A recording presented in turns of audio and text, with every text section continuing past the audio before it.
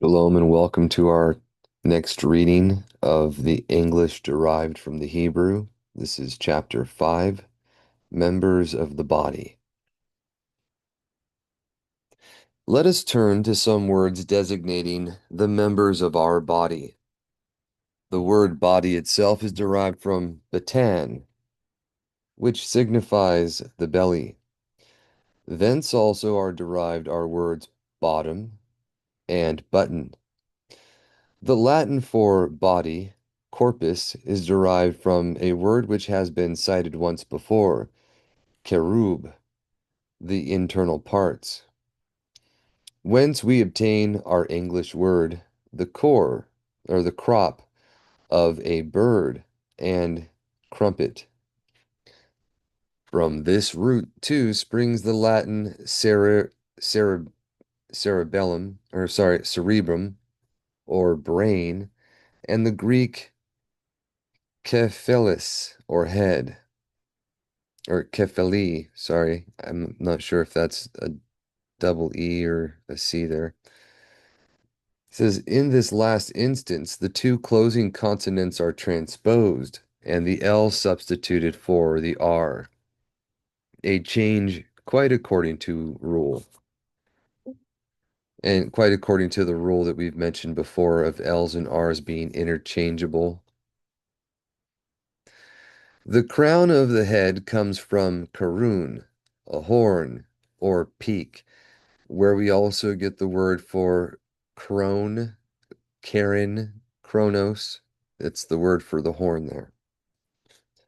The hair from Shaor, which means to be rough or bristly hair. In this case, the S is dropped, and from that singular letter, the ion we obtain the aspiration which gives us the English air. Sorry, hair, right? The skull and the skeleton are clearly traceable to skull, to be bereaved, to be barren. And we actually get skull from Golga, like Golgotha is the place of the skull, but Golgoth is shown to be the meaning of, or the origin of our word skull in, I believe, the phonological similarities of the Germanic and Hebrew. He might talk about that one. And then I know it's in a different book as well. So this is a different etymology than I'm familiar with, but it certainly sounds skull more like that word than Golgoth does. But it says both of these words designating the head or body when deprived of flesh. The eye, in Old English plural, ayin, is very naturally traced to the Hebrew for eye, ayin, or ayin, right? They say owen like onion and ayin, the brow. To prow, to uncover, it being a part destitute of hair between the hairy scalp and the eyebrow.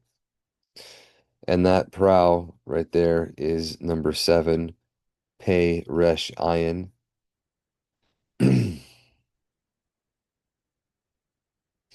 The jaw takes its origin from a word previously named Z or Za'ah, number 8, Za'ah, which would be Zion Ayin. It means to swing backward and forward, as the sea does, whence also our word saw. Okay. The nostrils, Latin nares, to sneer, snore, snort, are all offshoots of nahar, the nostril. The Old English Joel has manifestly originated from zoor or zor, the neck, the chin from zequin, the beard or chin, and that's like the word for the elder as well, zakanim,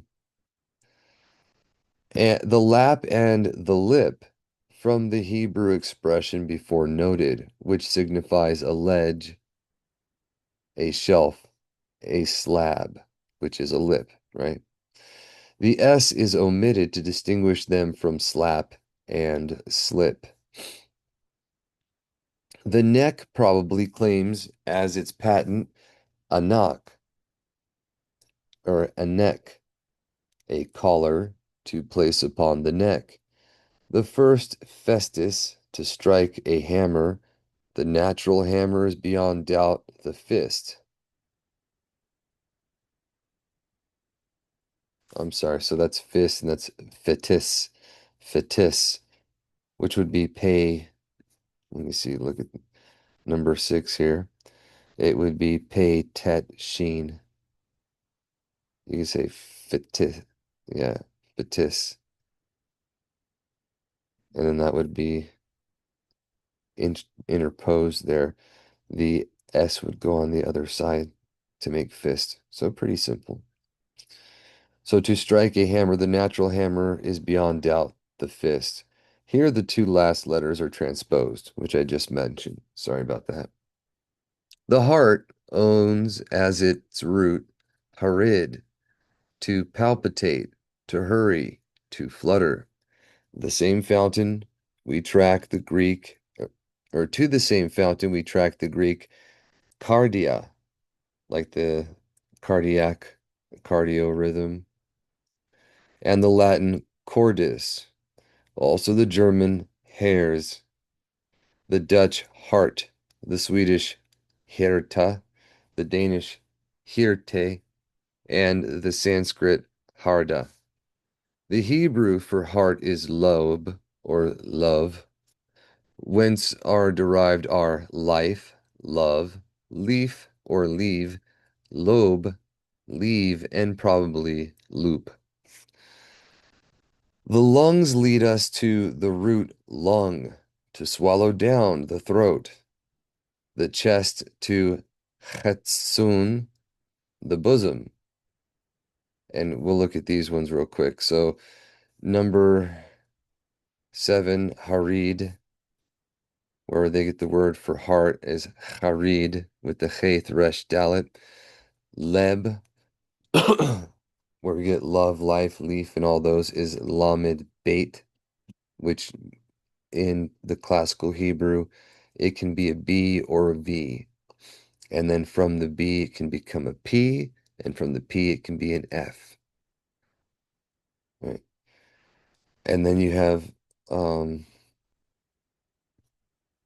this is the word for lung, they call it. And remember, when the ayin was at the end, they would have it as an NG, which is a phenomenon that they don't really know how it works anymore in the Hebrew. They talked about that in the Carta Jerusalem's publishing of the etymological dictionary for the Hebrew, or for Hebrew for the readers of English.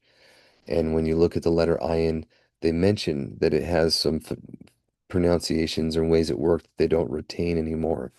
But here you can see it's used as an NG at the end of a word. And there's multiple examples of that from the English that came directly from the Hebrew here. All right, and then you have the word for chest is chatzon, which is chatzon. You have chet, zayin, noon. All right. It says the back springs from gab, anything curved, arched, or vaulted, the back. And here the letters are reversed and changed from G to K, being quite in order. Hence also our bag. The side derives itself from Zahid, the side, the flank from Farak, the bones of the neck, the belly from Bela, to swallow. The navel and nipple both take their origin from navel, navel, a skin bottle, and that would be navel, noon, bet, lamed. The first of these words was apparently originally applied to the abdomen generally. The Greek Omphalos, and Latin umbilicus, meaning the same part of the body, are derived from of, o, yeah, ophil, to swell or to swell, an eminence. And that's ophil right here, ayin, pe, lamed.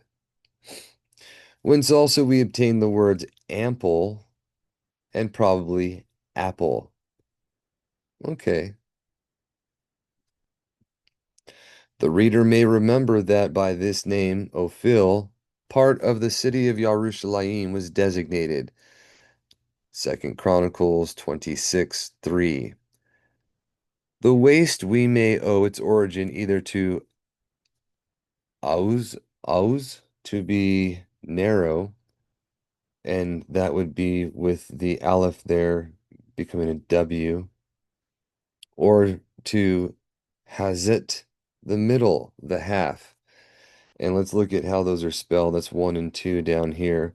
So it would be Ayin Wazedi, or yeah, Zion, sorry, Zadi, please forgive me. Or it would be Chaith Zadi Tau.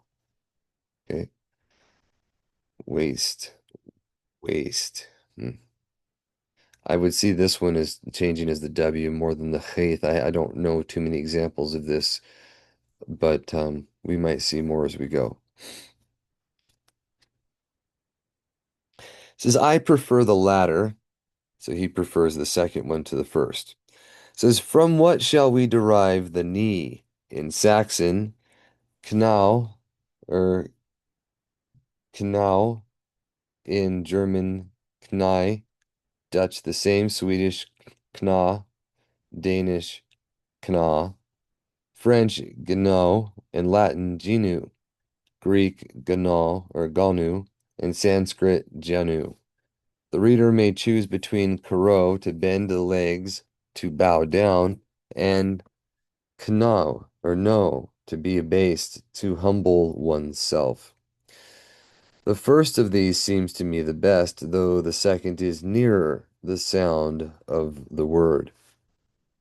The shank clearly springs from shuuk, to run, a leg, whence also we derive our sock and stocking. For the word ankle, we are indebted to Ankob, the heel, like Jacob, our forefather here.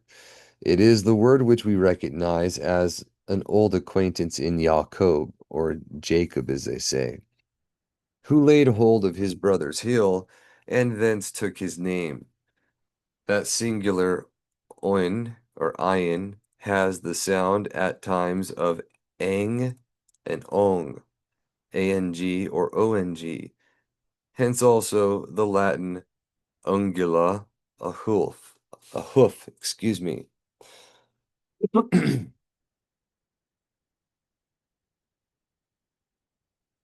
And that was the end of that chapter. So thank you very much, and we'll see about talking to you next time. You have a great day.